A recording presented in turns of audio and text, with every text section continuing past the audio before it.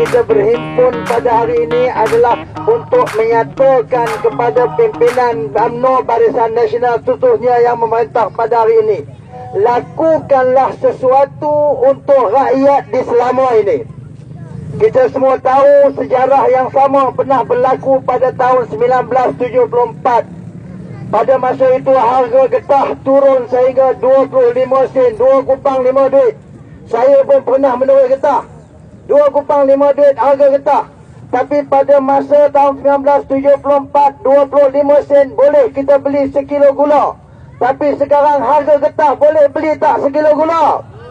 Tak boleh beli sekilo gula. Pada masa itu rakyat berhimpun di Baling. Diketuai oleh Datuk Seri Anwar Ibrahim pada masa itu. Turun berhimpun dari himpunan rakyat.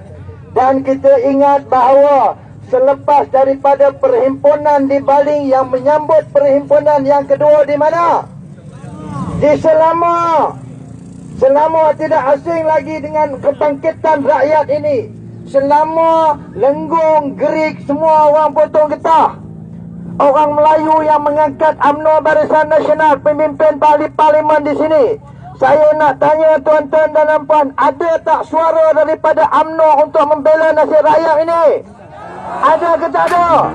Sampai saat ini tidak ada satu suara pun yang bersuara tentang nasib orang Melayu yang mengundi dan mengangkat mereka. Betul tak betul?